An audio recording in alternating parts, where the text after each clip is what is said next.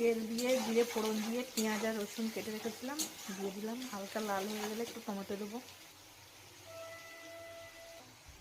পেঁয়াজে কালার চলে এসছে, এবার টমেটো দিয়ে দেবো।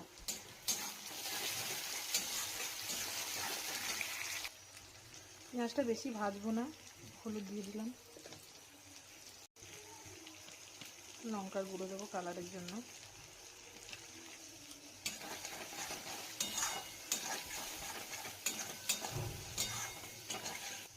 এবার আমার এখানে করা আছে আদা, জিরে, ধনে আর কাঁচা লঙ্কা। এবার ওই পেস্ট করা মশলাটা দিয়ে দেবো এর মধ্যে।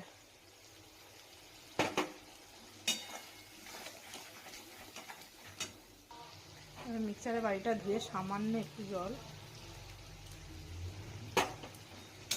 দিয়ে দিলাম। এটা ভালো করে ভাজবো যতক্ষণ না তেল ছাড়ে। তেল ছেড়ে দিয়েছে হালকা হালকা। তরকারি সবসময় খেতে ভালো লাগে, বিশেষ করে শীতের সময় এখন বেশি ভালো লাগে। আর শীতের সময় যা খাবে কোনো শরীর সমস্যাটা কম হয়। গরমে প্রচুর গরম পড়ে তো, তার জন্য একটু গরমের সময় অনেক বেশি রিচ জিনিসটা খেতে চায় না। আমি একটু চিনি দিতে ভুলে গেছি, একটু সামান্য চিনি দিলে কালারটা খুব সুন্দর আসে। আমি এখানে 1 চামচ চিনি দিয়েছি। প্রেসারে তরকাটা সিটি দিয়েছি, একটা সিটি দিয়েছিলাম হয়নি, 2টো সিটি দিতে হয়েছে। আর মশলাটা হয়ে গেছে, এবার তরকাটা ঢেলে দেবো এর মধ্যে। মশলা একদম রেডি, এবার তরকাটা দিয়ে দেবো এর মধ্যে।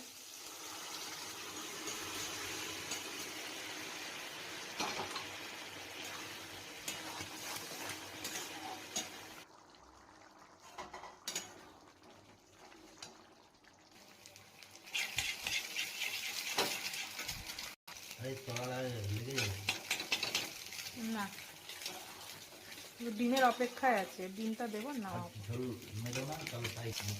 এবার দিয়ে দেবো ডিম তরকার মধ্যে। এবার দিয়ে দিলাম ডিম।